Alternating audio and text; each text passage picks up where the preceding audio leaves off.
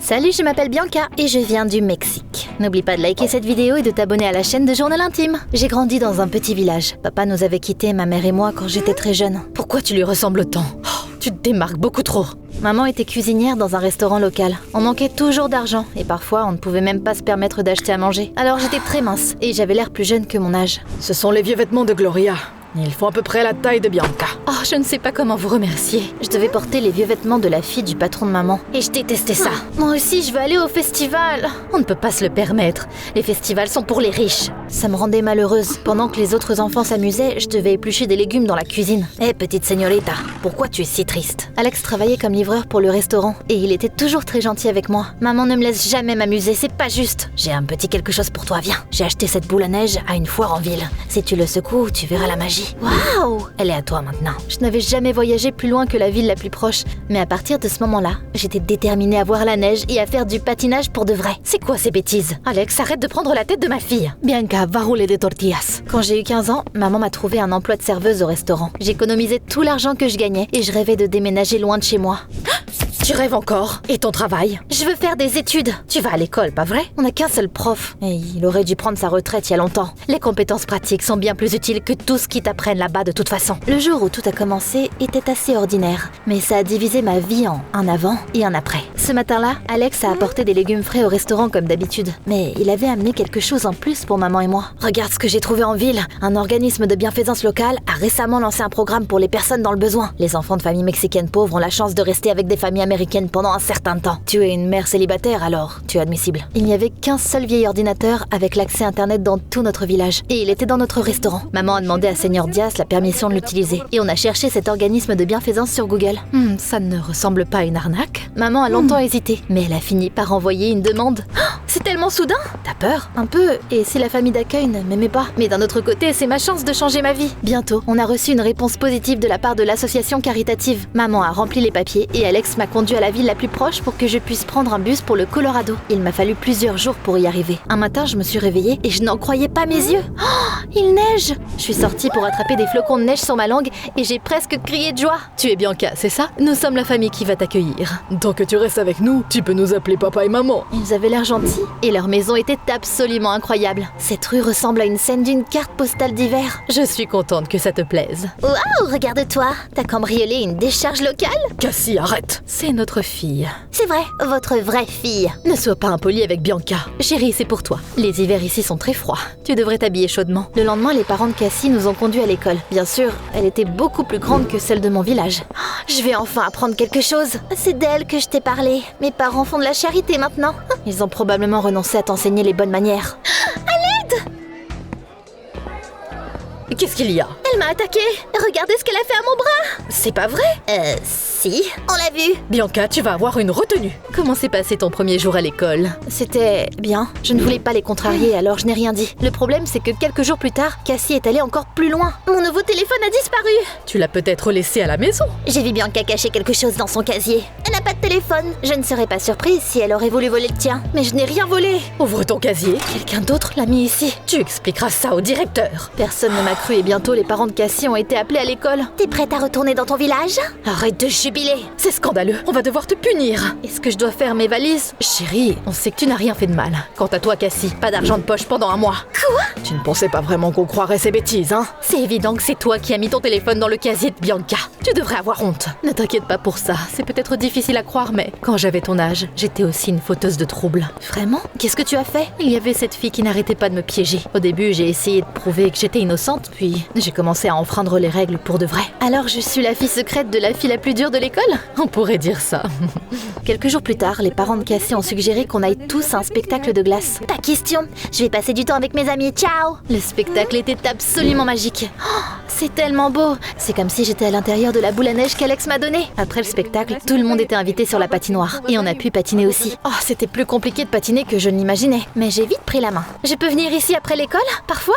Bien sûr, tu peux venir quand tu veux. veux. Depuis ce soir-là, la patinoire est devenue mon endroit préféré dans la ville. J'y passais tout mon temps libre. Un jour, pendant que je patinais, j'ai remarqué un homme qui me regardait. Pourquoi ce seigneur me regarde? Je suis désolée si je t'ai fait peur. Je m'appelle Monsieur Barclay et je suis coach de patinage professionnel. Ça fait combien de temps que tu patines? Environ un mois. Oh, tu as du talent. Bien sûr, il aurait été préférable que tu commences plus tôt, mais il n'est pas trop tard. Je peux t'entraîner si tu veux. Bien sûr, j'ai accepté sans hésitation. On se retrouvait tous les jours et Monsieur Barclay m'a appris à performer sur la glace. Les parents de Cassie venaient souvent voir nos cours. Continue comme ça. Tu t'en sors très bien. C'est quoi votre problème?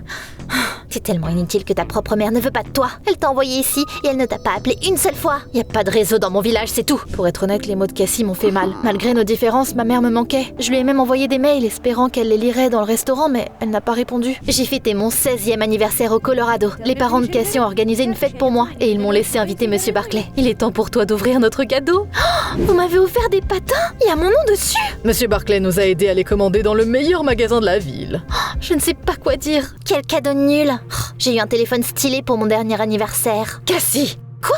Pourquoi t'essaies tant d'impressionner cette sorcière? Vous l'aimez plus que moi? Retourne tout de suite t'excuser auprès de tes parents. Pourquoi je ferais ça? Tu te comportes comme une enfant. Tes parents sont merveilleux et tu devrais les chérir au lieu de les contrarier tout le temps. Ne t'inquiète pas, c'est bon. On a un autre cadeau pour toi. Maman m'a envoyé un mail. Elle me souhaite un joyeux anniversaire et dit que notre village a été frappé par un ouragan. Le vent a endommagé les lignes électriques. C'est pour ça qu'elle n'avait pas pu me contacter avant. J'ai passé un autre mois au Colorado, puis il était temps pour moi de retourner au Mexique. Tu peux nous contacter à tout moment. On t'écrira aussi. Prends soin de tes patins. Et n'oublie pas de t'entraîner. Merci pour tout. J'ai retrouvé maman au village. J'avais tellement de choses à lui dire. Oh, je n'ai pas le temps pour ça en ce moment. Notre restaurant a été cambriolé récemment. Je remplaçais une caissière malade ce jour-là. Du coup, ils ont mis la faute sur moi. Je leur ai déjà donné tout ce que je pouvais, mais ça ne suffit toujours pas. J'ai économisé de l'argent. Est-ce que ça pourrait t'aider? Merci, chérie. Je voulais garder cet argent pour l'avenir, mais je savais que maman en avait plus besoin. Un jour, j'étais assise à la maison et je regardais mes patins. Qu'est-ce que tu as là? La famille qui m'a accueillie m'a offert ça pour mon anniversaire. J'ai même appris à patiner. Mon coach m'a dit que j'avais du talent. Quel passe-temps inutile. Oh, où est-ce que tu vas trouver de la glace au Mexique? Arrête de rêver. Tu devrais réfléchir à la vraie vie. Hé! Je vais les mettre dans le placard. Tu es en retard au travail. La vaisselle sale ne va pas se laver toute seule. Je restais souvent au restaurant après le travail pour vérifier discrètement mes mails. Toujours rien. Tous les mails que j'envoyais à ma famille d'accueil restaient sans réponse. Ils m'ont probablement juste oublié. Un matin, je marchais vers le restaurant quand j'ai soudainement croisé Gloria. Regardez ce que papa m'a donné. Bon, je ne vais pas vraiment patiner, mais ça fera une belle déco pour ma chambre. Ces patins sont à moi. Tu les as volés? Non, papa les a achetés, donc ils ne sont plus à toi. C'était la goutte d'eau de trop pour moi. Je ne pouvais plus me retenir. Ah, mais lâche-moi, espèce de taré! On est vraiment désolés. Qu'est-ce que tu faisais? Tes pitreries pourraient nous faire virer toutes les deux. Qu'est-ce qu'on ferait après, nous, hein? Comment Gloria a eu mes patins? Je les ai vendus à Seigneur Diaz. Ils sont inutiles de toute façon. Et on a besoin d'argent. Comment t'as pu me faire ça?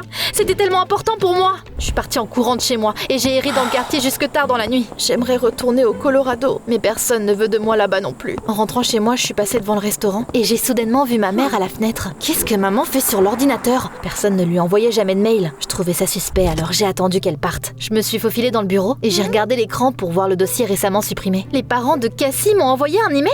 Après l'avoir lu, j'ai réalisé que c'était pas le premier. Ils m'avaient écrit et ils m'avaient même transféré de l'argent pendant tout ce temps. Mais maman avait supprimé leur mail et pris l'argent pour elle. Ils n'ont pas l'air de savoir que je leur envoyais des messages aussi. Pour une raison quelconque, ils n'ont pas reçu mes mails. Je sais tout. T'as quelque chose à me dire, je crois. Le pire, c'est que maman n'a même pas essayé de nier quoi que ce soit. Je voulais juste t'épargner la déception. Tu n'es personne pour ces gens. Il est temps que t'enlèves tes lunettes roses et que tu commences à vivre dans le monde réel. Tout ce que j'ai regardé à travers ces lunettes roses, c'est toi. Je n'ai pas dormi de la nuit et au petit matin, j'ai décidé de partir. Tu peux me raccompagner en ville? Je veux retourner au Colorado. T'as assez d'argent pour un billet? J'ai été payée pour ce mois au resto hier. Ça ne suffira pas, mais je peux toujours trouver un autre emploi en ville. Un autre boulot, hein? Tu vas juste avoir des ennuis, puis la culpabilité me dévorera vivant. Je ne peux plus rester ici. Je sais, tu n'as pas d'avenir ici. Bon, allez viens. Alex m'a conduit directement au bus et il m'a donné l'argent qui me manquait. Je te le rendrai dès que je peux. T'inquiète pas, considère ça comme un cadeau. Prends soin de toi, petite señorita. Quelques jours plus tard, j'étais de retour dans le Colorado, à la recherche de ma famille d'accueil. Mais leur maison avait été mise en vente. Je savais pas quoi faire, mais leur voisine est venue me voir. Ils ont dû bouger après ce qui s'est passé.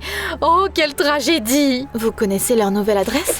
J'étais folle d'inquiétude pendant que je me demandais ce qui aurait pu se passer. Oh, j'espère vraiment qu'ils vont bien. Je n'avais même plus assez d'argent pour un taxi, alors j'ai dû marcher. Une tempête de neige a soudainement frappé la ville et bientôt, j'ai eu tellement froid que je ne pouvais plus sentir mes doigts. La nouvelle maison de ma famille d'accueil était à la périphérie de la ville et elle était beaucoup plus petite que celle qu'ils avaient avant. Bianca, entre, tu dois être gelée. Qu'est-ce qui vous arrive? Notre entreprise a fait faillite et on a dû hypothéquer notre maison. Mais ça va aller, on s'en sortira. Je leur ai dit que je n'avais reçu aucun de leurs mails. J'aimerais rester ici avec vous, je travaillerai dur pour vous aider. Chérie, on aimerait beaucoup t'accueillir, mais on doit d'abord appeler ta mère. Bianca, je suis désolée. Dès qu'on est devenu pauvre, tous mes anciens amis m'ont tourné le dos. Maintenant, je comprends ce que tu vivais. C'est moi qui ai supprimé tes mails. Je ne voulais pas que mes parents les lisent. Cassie avait l'air tellement triste que j'avais pitié d'elle. Je t'en veux plus. J'ai appelé ton restaurant. Ta mère ne viendra pas te chercher. Elle veut que tu vives ta vie et que tu l'oublies. Ça fait très mal d'entendre ça, mais je n'allais pas me laisser abattre. Je ne pouvais plus faire demi-tour maintenant. Je suis restée dans le Colorado et 3 ans se sont écoulés. Pendant ce temps-là, mes nouveaux parents ont fondé une nouvelle entreprise. Ils allaient beaucoup mieux. Je suis devenue patineuse artistique professionnelle et je participais à des compétitions. Bien sûr, Monsieur Barclay était mon coach. Un jour, mon spectacle de glace a fait un arrêt au Mexique. Après ma performance, j'ai remarqué un homme se frayer un chemin à travers la foule vers moi. Bianca! Alex, je suis tellement heureuse de te voir. Je t'ai vu sur l'affiche et je suis venue dès que j'ai pu. Ta mère est gravement malade. Elle a été emmenée dans un hôpital local aujourd'hui. J'ai pas tout de suite compris l'ampleur de ces mots. On n'avait pas gardé le contact avec ma mère et je n'avais aucune idée de comment elle allait. Avant d'aller à l'hôpital, je suis rentrée à la maison pour lui prendre quelques affaires. C'est tellement étrange d'être de retour ici. Ça a toujours la même odeur. Soudainement, une boîte familière a attiré mes yeux. Quand je l'ai ouvert, je n'en ai pas cru mes yeux. Ce sont mes patins? Maman les a rachetés. Il y avait aussi des coupures de journaux et des magazines avec des mentions de moi dedans. Pendant des années, maman les avait collectionnés et pensait à moi. J'ai senti quelque chose de chaud couler sur mon visage et j'ai réalisé que je pleurais. J'ai couru hors de la maison et je me suis précipitée à l'hôpital pour la voir. Je dois te prévenir, elle est très faible en ce moment. Pourquoi? Pourquoi tu m'as abandonnée si facilement à l'époque? Parce que je t'aimais. Je suis désolée d'avoir été si égoïste et d'avoir essayé de te faire rester ici avec moi. Quand ces gens t'ont accueilli, j'ai réalisé que je devais te laisser partir. Ils t'ont donné quelque chose que je ne pouvais pas. Maman, je t'aime aussi. Je suis fière de toi, ma chérie. C'était notre dernière conversation. Maman est décédée ce soir-là. Ce n'est que quand je l'ai perdue que j'ai réalisé à quel point elle comptait pour moi. Ces jours-ci, j'aide notre village et je donne de l'argent à des organisations caritatives. J'ai même créé mon propre organisme de bienfaisance pour aider les enfants pauvres, tout comme celui qui m'a aidée autrefois. Mais je me sens toujours coupable, comme si j'avais échoué avec ma mère. Tu crois qu'elle m'a pardonné ?